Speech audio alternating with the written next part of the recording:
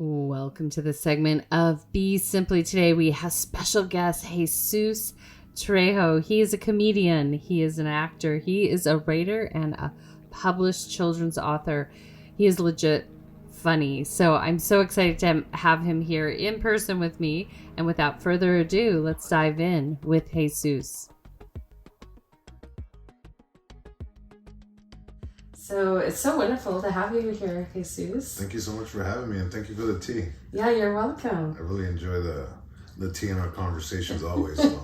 Yeah, we're doing it very different this time. I'm going to dive into all your creative work. Yeah, sounds good to me. So I had this thought this morning. I'm like, were you a comedian as a kid? I wouldn't say that. I wouldn't say that I was a comedian. Rather than, I think from a very young age I was attracted, like any kid who's like anything that's gonna bring a laughter to your peers or to the grown-ups in your life. You know, it's like I felt like I was oddly like attracted to that. Okay. I do remember my grandfather being very funny. He did a lot of like riddles and rhyming and that kind of thing, and that kind of I think stuck with me. Inspired you. Yeah, inspired me quite a bit. My mom was a very animated person. She was like, I think both of my parents are very funny. Like my dad is like, he's the type that like he doesn't know he's funny, but it's like, oh, you're so funny. Right. You would be the last one to know because he's such like he commits to the bit, if that makes sense. He's just like, he's himself and that's it. There's no room for anything. And my mom was very much the same, but she was very animated. So I think I get a lot of my humor from my inspiration was my grandfather and my parents. Okay. Yeah, so I think that's where it came from. Yeah. And did you get them to laugh? Like, did they laugh at you so that you had a good feedback loop? Well, actually, that's interesting. So I think my mom would laugh, right? She would always laugh, and she would just say, you think of all these weird things. It's like you're out there kind of thing. And in a positive way, it's like, man, your brain is so out there. Right.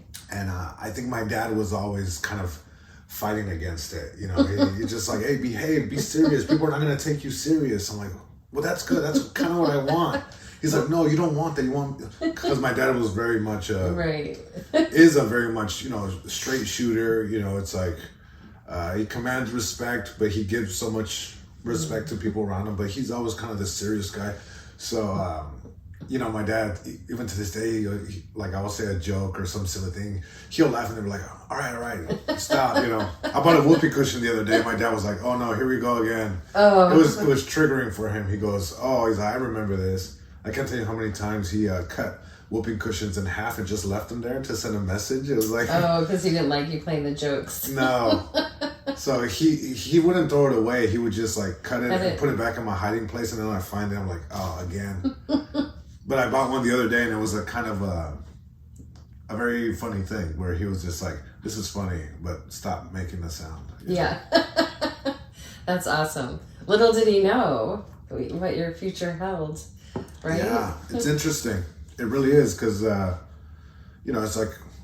My parents put a lot of emphasis on education. It's like, because my parents didn't know how to read or write in their own language, let alone English. It was a big, that was our meal ticket, If you can get an education, and if you can read and write, it's like the world is yours for the taking because, combined, they had practically no schooling between the both of them. So it was kind of like, going to school, graduating, going through the school system of kinder to 12th grade and then going to college and graduating college. And then at that point, getting the news that I'm like, hey, I want to be a comedian. My dad's like, man, if you wanted to be a clown, you don't need to go to college to be a clown. I'm like, actually, you do that. So I think there was always this kind of, like they had no idea, and it took, maybe that was like the driving force behind me working so hard and treating funny business very serious. Yeah. Because I'm like, I have to, I have responsibilities, which was my loved ones closest to me, which, my mom and dad for So beautiful. Well, and share a little bit. You're reminding me of my friend Nipun. He was in the tech industry. His parents immigrated from India, and so that both he and his brother were first generation, graduated, here in the U.S., all that kind of stuff. But he realized he just couldn't do it. Like, he couldn't do the tech thing. So he completely committed to service and sold everything. And he and his wife walked around India for 2 years with nothing but their clothes on their back in a full act of trust. And his parents were like, "What are you doing?" So it's interesting. But I applaud both of you for pursuing your dreams despite the opposition that you were getting from your parents. It sounds like he figured it out, honestly. Yeah. When I hear stories of like, some massive pivot in the eyes of most people, they're like, "Well, what are you doing?" But hearing you in 2 sentences kind of describe what happened with your friend, it's like, it sounds like you figured it out. Yeah. It's like the older I get, I feel like, ooh, like how do you do that? That's making it to me, I feel like. Yeah. When you find your purpose, I felt like I found mine, which was to make people laugh, Yeah.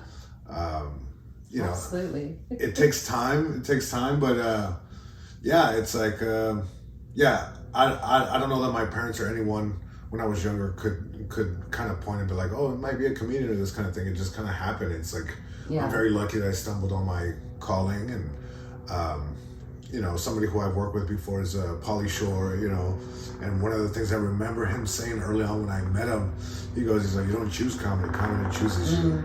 I would believe that. Yeah, it's like, because you could try and to work towards something, but it's like sometimes you are met with certain level of resistance, and you find that in certain aspects you kind of like do this thing, and it's like people always say without even trying, but it's like, it's not that you're not even trying, it's just that it's aligning perfectly. There's less resistance. You're like, I don't know, your mind, body, and way of thinking is optimum for this line of work. Yeah, absolutely. And how old were you when you first got on stage or tried your bit? Yeah, I tried it. I was 20 years old when I first went on stage as a stand-up to do the stand-up thing, right? I was in college and I wanted to try it. So, I was going to Cal State Dominguez. I was studying marketing. I first started off doing the computer thing. Yeah. I was pretty good at it. I thought I was going to be like a software engineer, maybe electrical engineer, to kind of work on like hardware components to like computers. That's what I did in high school. The last 2 years were focused. Actually, my high school was focused on two things, which was I took an animation course here in Wilson, and I stuck with it for a few years. We would do like table tests. It was like old school 2D cartoons, walk cycles and this kind of thing. So I felt like it was either art or computers, and I felt like with animation, both of those worlds came to me, and it was funny. Yeah. And I didn't realize that the funny was what was calling me. It's like the animation, it's like I really enjoyed it, but it's like walk cycles and bounce, these subtleties. And, I love cartoons, I love comic strips, and it was like, I love computers. It was a perfect storm. As I get into college, my parents were telling me, it's like, you're not gonna, this is kind of the motif, right? So it's like, my parents are like, you're not going to college to draw, right? It's like, you could stay here and draw, and if you want to draw, my dad was like, you're going to go work with me doing landscaping. It's like, you're not staying home and drawing. You can draw when you get home from work, kind of thing. Oh my gosh, that's hilarious. So I was like, all right. So maybe business, I was like, oh, something in business would make my parents happy and also would provide what I felt was like a stable income, right? Yeah. All that changed when I'm like, I get on stage at 20, I'm in college, I'm like, oh, this is it. And that was very terrible. Like, I completely bombed. I mean, I was like, in all honesty, I was completely bombing on stage for the first 5 years without fail. I probably had insanely small glimpses that I don't think anyone saw but myself, where I'm like, that was worth it, but it's like the ROI for everyone that would see me or know it was like, it's bad. This is like beyond negative ROI, So at that point, it's like I stick with college, I do marketing, And I was like, ooh, like I was doing finance and I switched that because I'm like, ooh, I can get out of here in 4 years flat, which is if I did marketing, because it came to me a little easier, you know. It's like it was the path of least resistance for me. So I'm like, oh, what if I just change it to marketing, because the degree is going to say business administration and in parentheses would be marketing. No one would really pay attention to that, you know. And so I was able to do that. So by the time I graduated college, I was like all in. And I found myself working at the Comedy Store. You know, it's like, so now I'm taking the skill set that my parents gave me, which was work very hard. You know, it's like, you know, how do you get your foot in the door? It was always like, do the things that people don't want to do. And that was maintenance. I did maintenance at the Comedy Store with a college degree. And my dad was like, he's like, you really outdid yourself here. It's like your college degree and you're parking cars. Is like, you know, and in my parents' defense is like, how do I make it make sense to them? You know, it's like, I have a degree, but I'm parking cars and cleaning bathrooms for 3 minutes of stage time a week, possibly 2 3-minute sets a week at the world famous Comedy Store. And they're like, that doesn't mean anything to them. Yeah. You know, it's like, the older I get, I give more and more credit to my parents of like, as much as they were not on board with it, they still, for the most part, kept their cool with my crazy decision. You know? And I don't know that I would have said that even just a few years ago, but I can say it now because I'm like, oh, that's a gift. And I didn't realize it at the time. I was too blinded by my dream. It was very egocentric in the beginning, you know. But now, like, as time went on, it's like my priority was to give back to my parents. So so I'm 20 years old. That's when I start. I'm 37 now, 17 years later. I can tell you that those first few years were those first 5 years are like, are you sure you want to do this? Right. And if you can get through that and you still find an intrinsic ROI that's fulfilling, then you're meant to do the thing, right? Right. A lot of resistance, right? It kind of contradicts what I'm saying. There was a lot of resistance, but then something happened, right? It clicked. Yeah.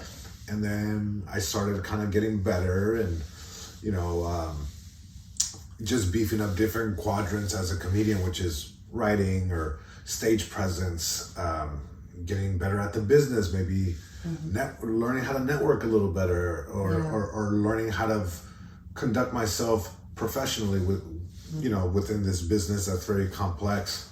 And as time went on, I think I was able to earn the trust.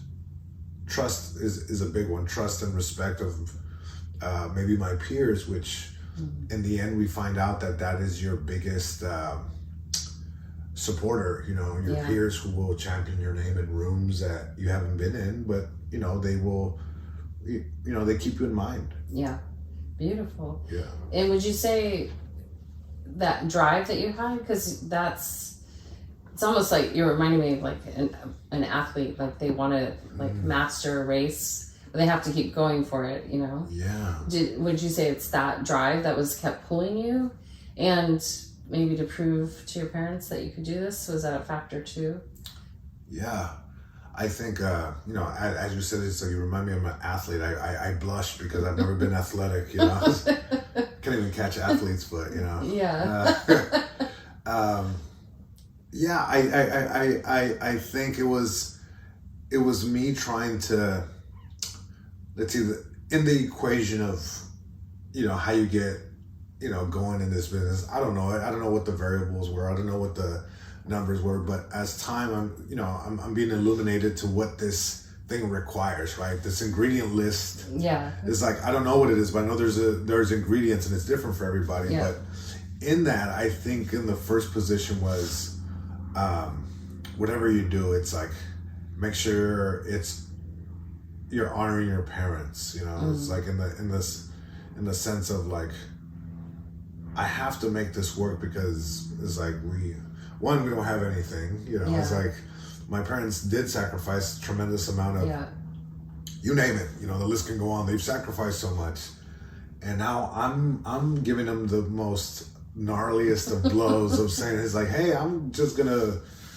talk about mustard on stage for 15 minutes. And then it's like, well, how does that help our situation, you know? Yeah. So I think that was literally the biggest driving force. And then, you know, caregiving, you know, seeing that my parents' health wasn't in good shape. It's like, I also missed out on a lot of opportunities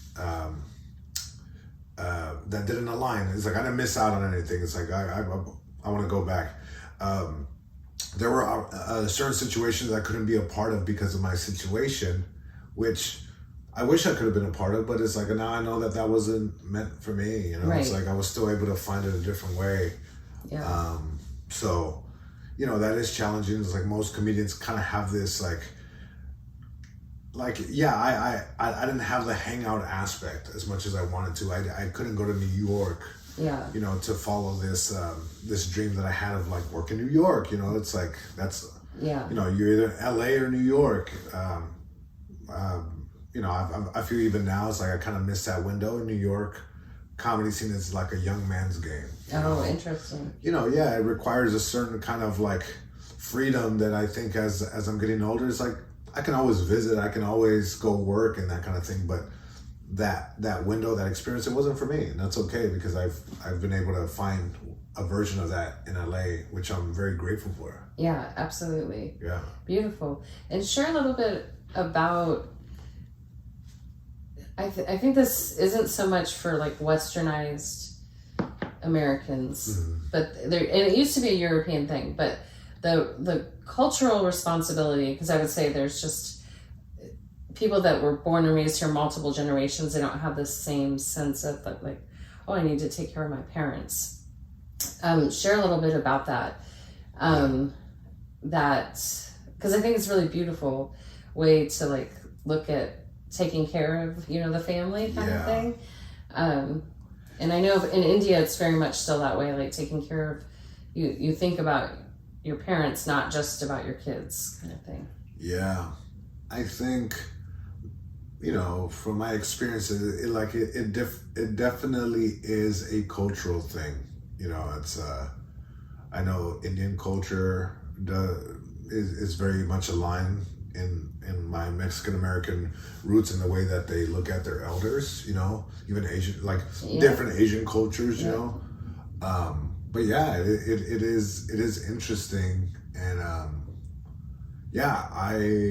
saw my mother, you know, take care of her parents, you know, my grandparents, and I saw that it was like,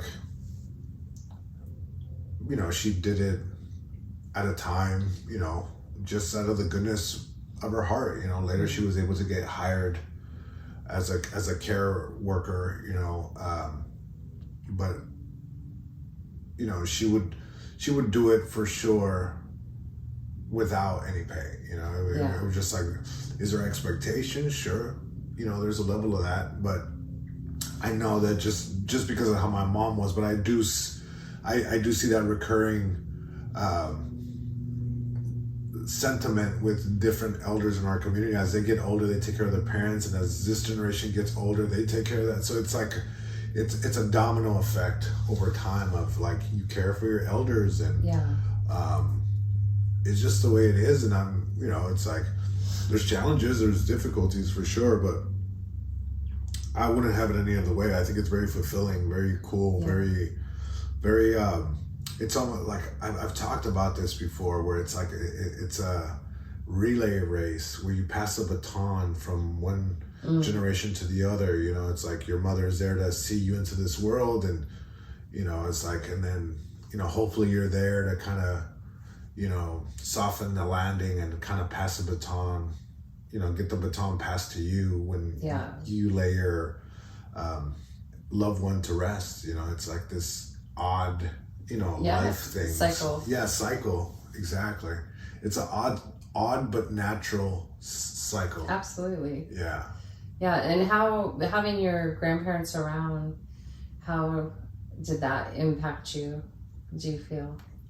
I think having my grandparents around, it was very complicated. My, you know, my family life is quite complicated, you know, as most families are. It's like, people always say, I want a normal, like, what is normal? Normal is weird, you know? It's like, yeah. But it was complicated, but I did get to meet my mom's parents, you know, my grandparents. I didn't get to meet on my dad's side, but, you know, having them around, you know, growing up was pretty cool. You know, it's like, they're very loving in their own way. And, yeah, just like seeing them, it was like, you know, again, my grandfather was just very funny. He was so funny. Yeah.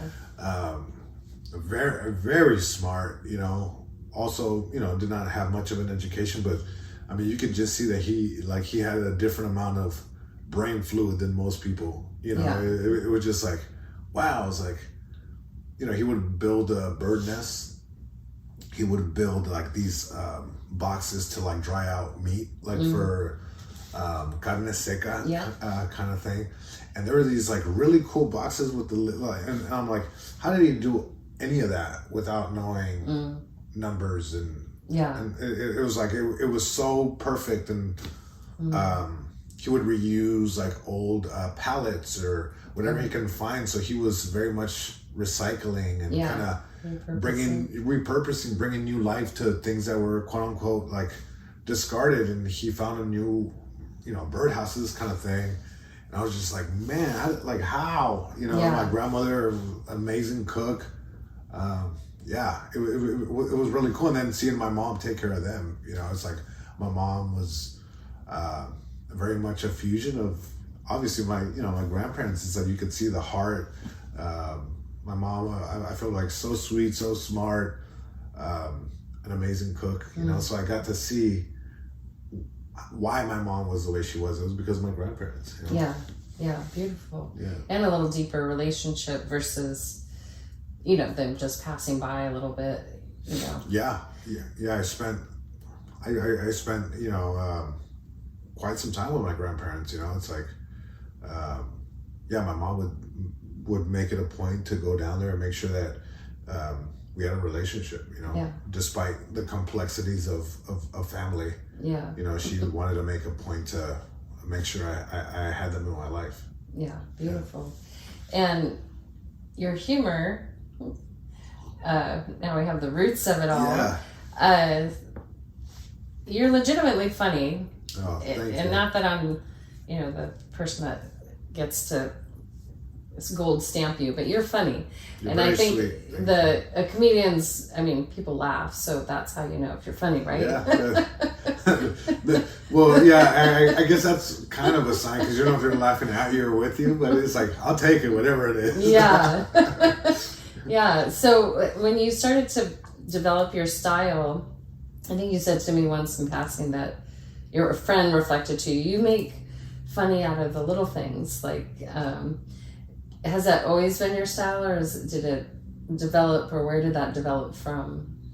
I think my comedy definitely, like, a big part of it is derived from being an only child. You know, it's like you're almost forced to have this bigger than normal imagination, I feel like. You know, imaginary friends, or, you know, that kind of thing. I joke about it in my act.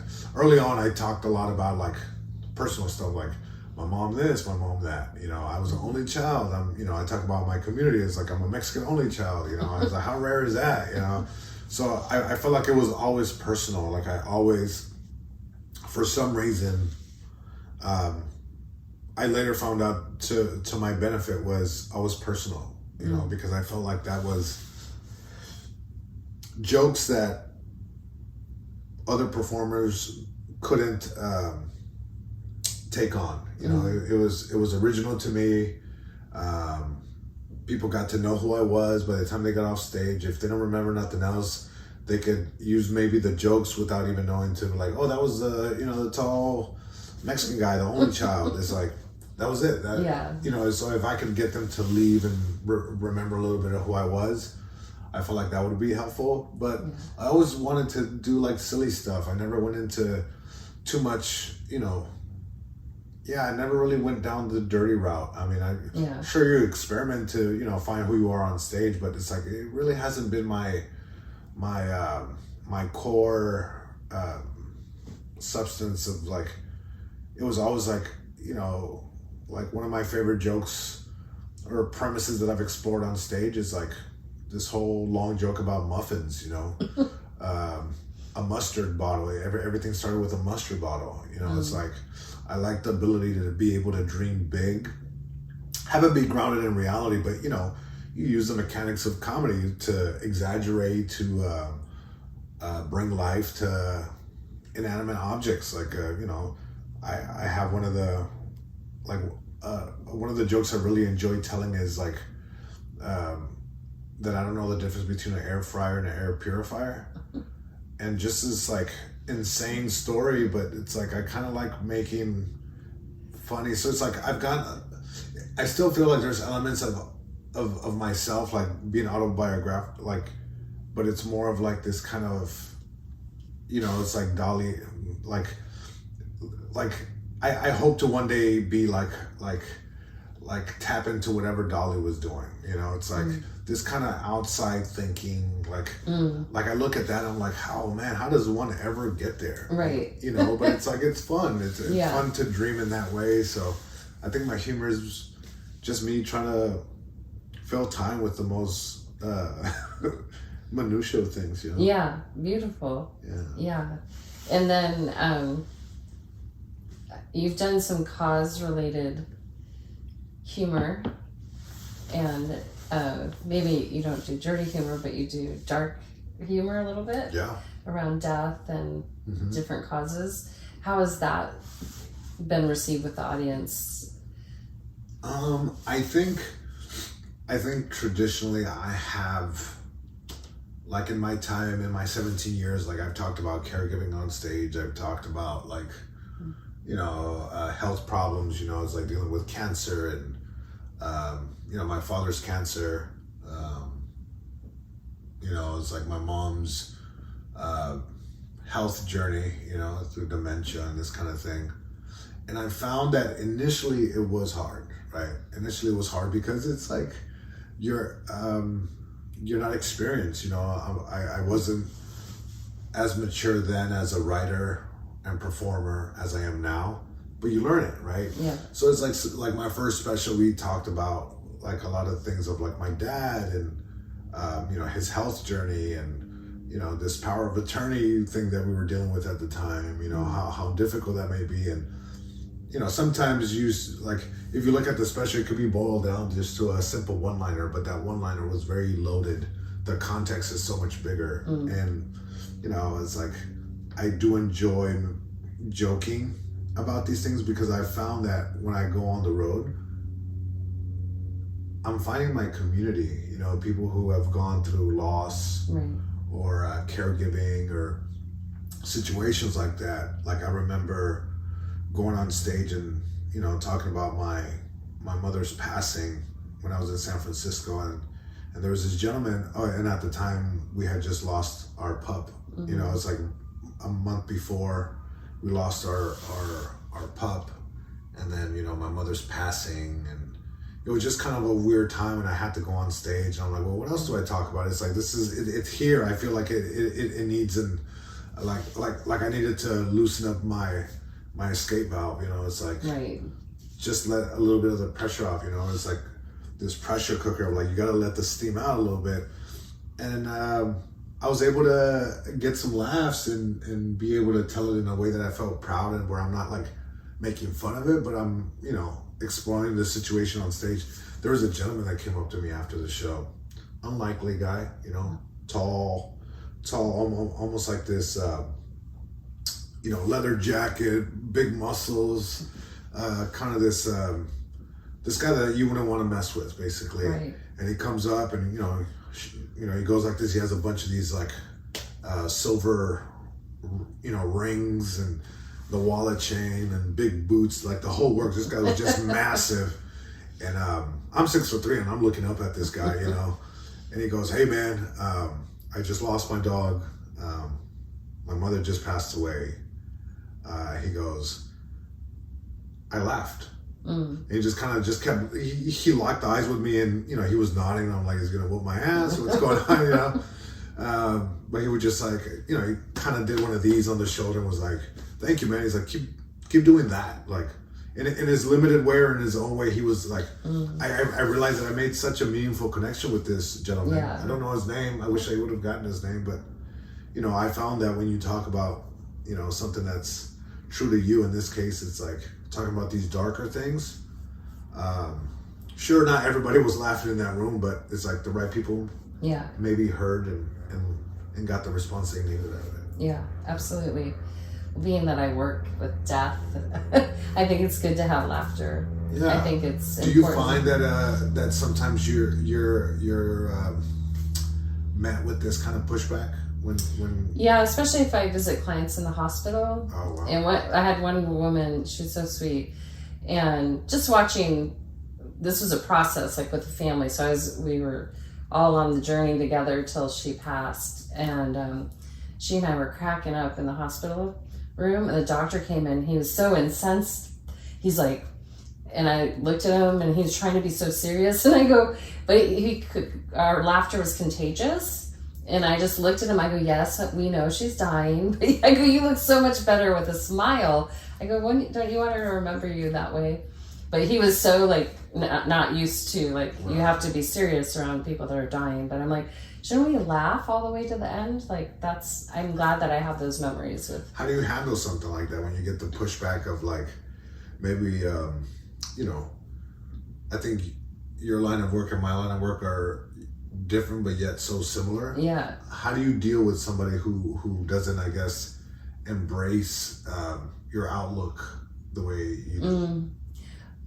Just sometimes it's a timing thing, or like create a little pause because, like, that you probably on stages like that, like if it's not going the right way, you're like, okay, I gotta make some space and turn it in another direction. So yeah, but people usually lighten up once you give them permission that it's okay to laugh, especially about death, like, because you're either gonna cry or you might as well laugh a little and enjoy the person. Even afterwards, I think it's really good when people like get to laugh and reminisce and because people act crazy towards the end of someone's life, especially if it's terminal.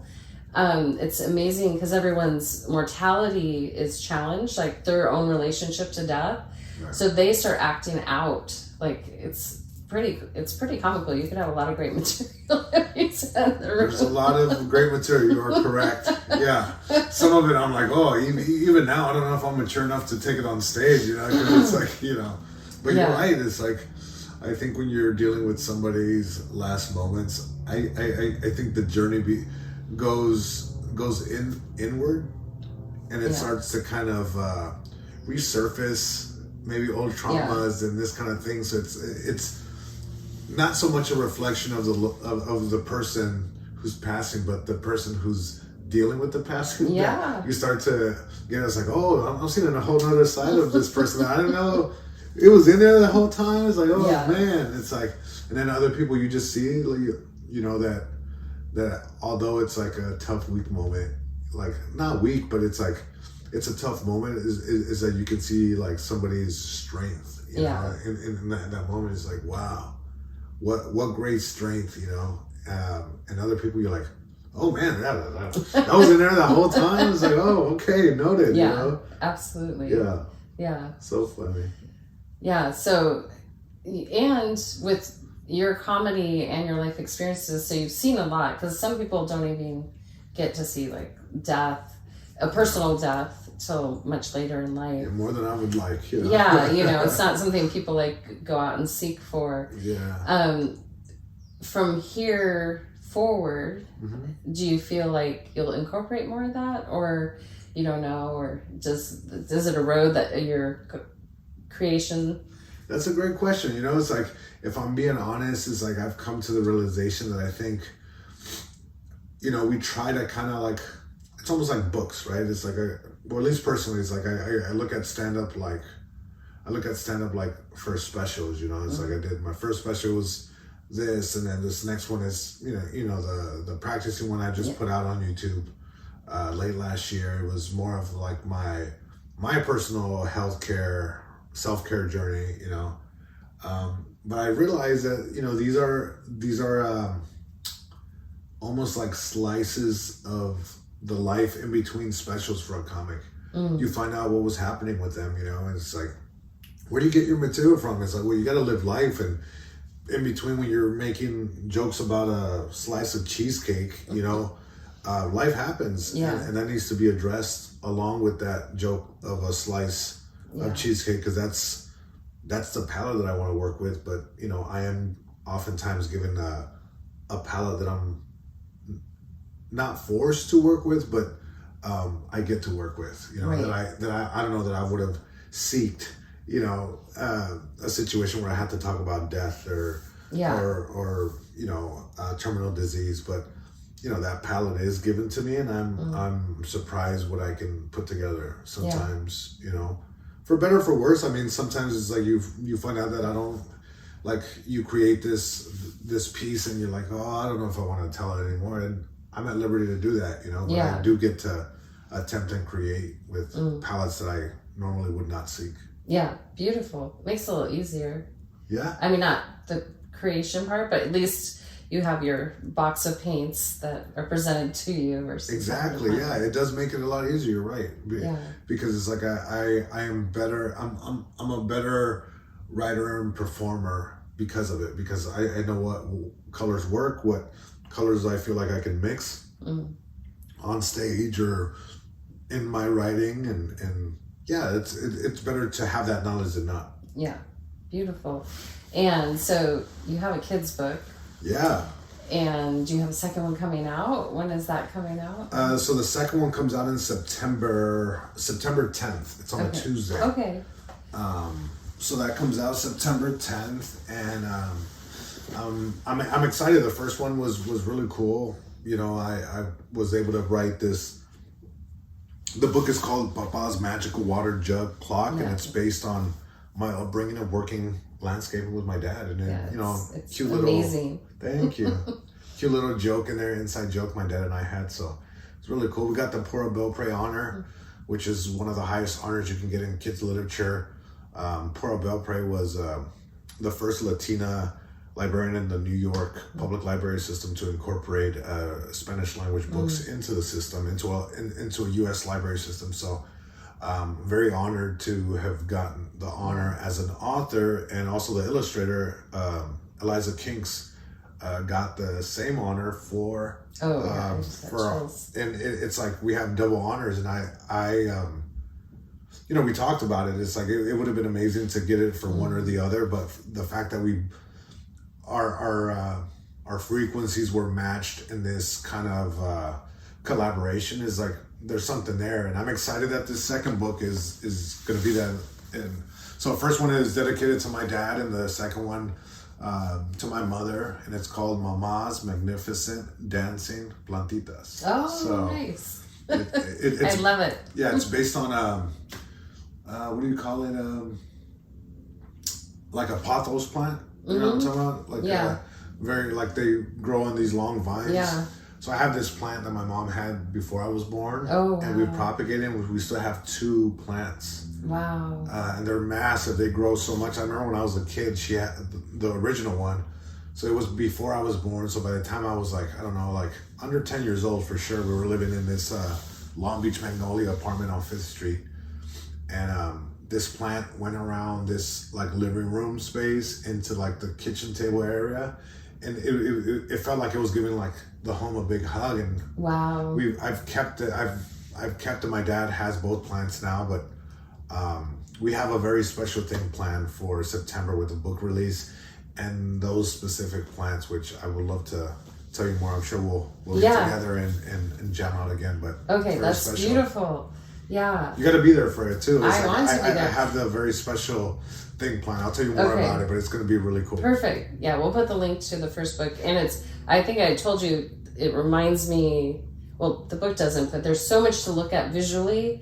It reminds me of Richard Scarry is an author from like, I guess the 70s or 80s, but there's so much, like, kids cannot get bored looking at your book because it's like there's so much to explore and little treasures to find in there, and the story is great too. Thank you. Yes, I wanted it to be like one of the, like, you know, that little section in Highlight magazines, which was one of my favorite magazines as a kid, where you find like the paintbrush that's embedded into like the sofa, like those So it was, Eliza King is she's an amazing artist through and through. We just work so well together. I respect her work, and I remember early on that was the only thing I was like, I wanted to be a thing where a kid would lose track of time, even after knowing the story and reading the story, just looking at the pictures, because I know that's what I did as a kid. You know? Once you read it once, you're like, I got it.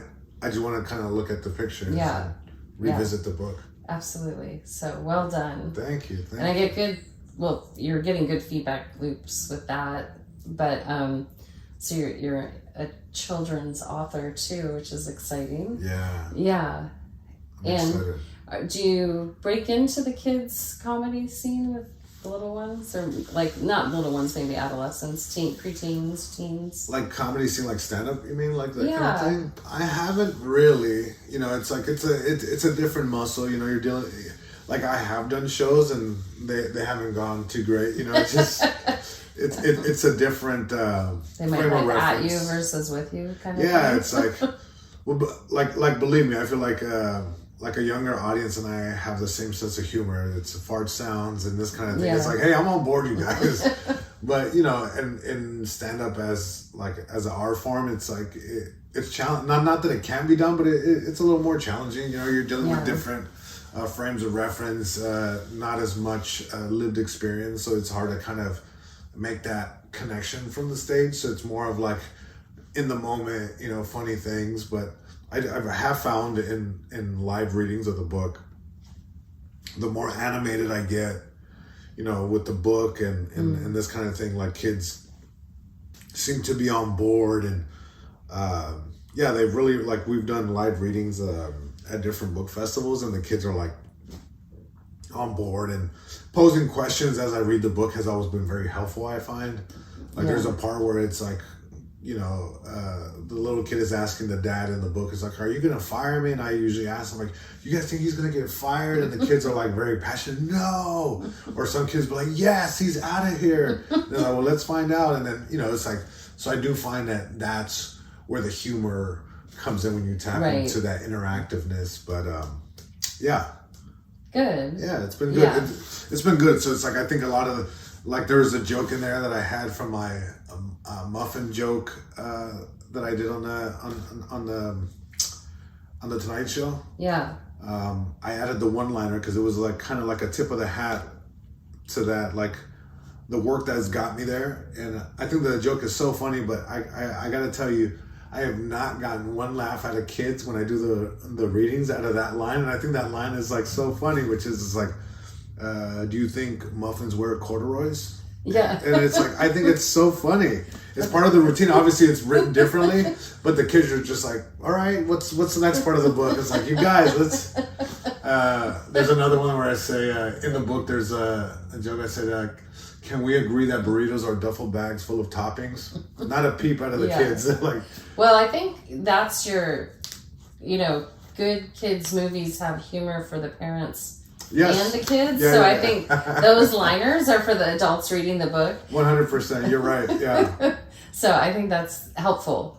Having raised kids, because when you go to those movies, you're just like, okay, this is nice. Yeah. But when they can be funny for the grown-ups and the kids, maybe at different moments. Which is kind of fun too, because as you get older, you're still like, you're not quite a kid, but you're not quite a teen, and you're watching these movies and you start to get different references. You're like, oh my God, nobody else got that. So it is fun, right? For the kids or for the adults, and that in-between stage too, where it's like, if they happen to read it, you're like, oh my God, a little something there. Yeah, that's beautiful. So when you're touring now still, do you give yourself a break? I try to. Actually, this week I was supposed to be on tour in Atlanta, but there's no tickets sold, so we pulled the plug ahead of time, which is great because I get time off. It's like, I think other people are like, oh my God, like that's a bummer. It's like, oh no, it's okay. You know, it's like I much rather recharge my batteries. Dustin. So most people get upset when they cancel shows. I get quite happy. I'm like, great, I get to stay home and write and that kind of thing. So, but I am on tour. I'm gonna be in Janesville. No, I'm gonna be at South by Southwest this weekend. Okay. Starting Sunday to into the week, I forget. Austin. I'll be in Janesville, Wisconsin, Comedy Cabin. I'll be at the Tempe Improv coming up. Let's see, I'll be in Comedy Zone, right, in Charlotte. And I'll be in Greensville, North Carolina as well. And yeah, I got a bunch of dates coming up. All the dates could be found in JesusTrejo.com. Okay, perfect. You can see the whole list of shows there. But yeah, a lot of cool shows happening. And I have a docu-series coming out this fall with PBS. Beautiful. We went across the country meeting with different comedians, 6 episodes. It's a docu-series, and it's called The Roots of Comedy with Jesus Trejo. So I'm quite excited to showcase some of my friends and some new comics I got to meet along the way. And it was a very special journey. I learned so much. I feel like I'm better on the other side of it for traveling and, getting to know these comedians and their families and traveling through the country and, spending a significant time in different places outside of what I know. Usually, I'm born and raised here in Long Beach, and I go on the road. Most every weekend I'm in a different city, but it's basically in and out. I'm there for no more than 2 to 3 days. Right. But to spend weeks in a different place, it's like you really get to learn a lot. And, this show will be coming out very soon. So it's like there'll be a, you heard it here first, because they're going to do a release. They're going to do a premiere of it? Yeah, they're going to do a premiere, but I forget when they announce it on the website, like Hollywood, like Variety, but so they haven't even announced it, but they're about to. So okay, we won't get in trouble. Yeah, no, we're fine. It's already, the ball's moving, and I'm excited for people to check it out. I think it'll be really, really cool. So it's. And who is your favorite comedian? Do you have a favorite outside of yourself, or inspires you? Not myself. I'm not my favorite comic. I'm like, how's this guy still working? Wow, there's so many. I think I was brought up, Spanish was my first language, so it's like the Mexican comedians. There's a guy by the name of Chespirito. He played all these sketch shows. Like the premise of one of the shows was it was this poor kid, homeless kid, basically, and he lived in a neighborhood like in the quad of this apartment building, and he lived in a wooden barrel. He would just go in there and hide. And his sole purpose in life was to get a ham sandwich. As I got older, I'm like, wow, it's such it pulls the heartstrings. But he became friends with all the kids in that apartment complex. It was like this single mother that was out dating, had a kid, and they were like arch nemesis but friends. There was a single father who had a daughter, and they became like the best friends of ever. So it's like there are all these characters. So his name was Chespirito. He used to be a soccer player turned playwright, and that's why his name was. He was such an amazing playwright that they called him Little Shakespeare. He was a tiny guy. So Chespirito, Little Shakespeare. Cantinflas, I like. Cantinflas, India Maria, which was an Mexican indigenous woman that would get herself into all kinds of trouble. Lauren Hardy, that was always like. Buster Keaton was huge for me. Three Stooges. And then as stand-up, it's like, I love Brian Regan. Richard Pryor is top for me just because he was able to, like we were talking about earlier, take the saddest or life's sometimes awful things that are handed to us and turn it into the most funniest, into the funniest comedy act that one could see with that subject matter, So Richard Pryor for sure. Brian Regan is a big one for me. J.B. Smoove, Stephen Wright, Mitch Hedberg, Wanda Sykes, I think is very funny. Sarah Silverman, I like. It's like Don Rickles, I think, was really cool because he was able to be very quick. Sam Kinison, Bill Hicks, I think, is amazing. Freddie Soto, God rest his soul, he was a comic from El Paso that was at the Comedy Store, and just, I relate so much to his work just because he talked about his dad a lot and, his parents and stuff. So, let's see. Yeah, there's so many. Jim Gaffigan, I really enjoy. it goes on and on. That's beautiful.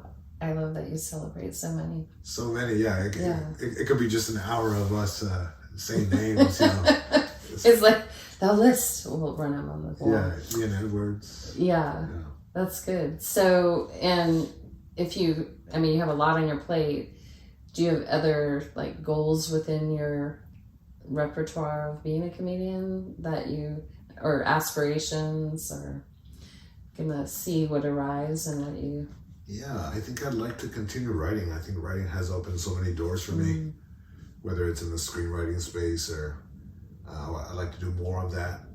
I really enjoy screenwriting, you know, writing books. I really enjoy stand-up specials. I really enjoy, but you know, I do want to keep myself open to any opportunities that I, you know, haven't put in my mental list and would enjoy, you know. But yeah, I just want to keep. I guess my North Star is comedy. You know, whichever that star is, I'll walk in that direction and partake and experience. You know, anything that's along the way. Yeah. Beautiful. Well, I keep hearing variety show in my head, so maybe you're going to be in a variety show. Oh, I don't know. We're going to announce it pretty soon in variety, so yeah. Maybe. Oh, it could be that. But I mean, if a variety, not just comedy. Oh, okay. I see what you're saying. Like a variety show. Oh, cool. You know, like crossed. That would be cool. I don't know. It's in my head, so we'll see how that manifests. But I really appreciate you spending the time. Thank you so much. I really enjoy.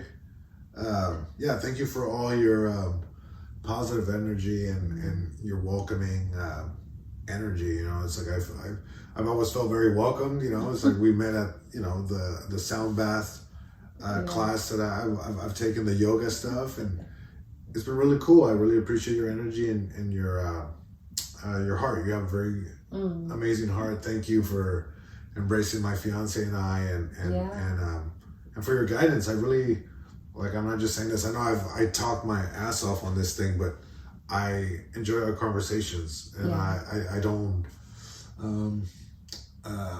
take them lightly. I really enjoy them, and I respect what you're doing. Thank you. I think you're amazing. Your kids are so lucky to have an energy like yourself in one's life. You know, it's like. I'm sure they're aware of it, but it's like, you're the real deal. Thank you. Oh, thank you. Well, I feel like we're, by happenstance, on the outro here, that your mom brought like us to know each other.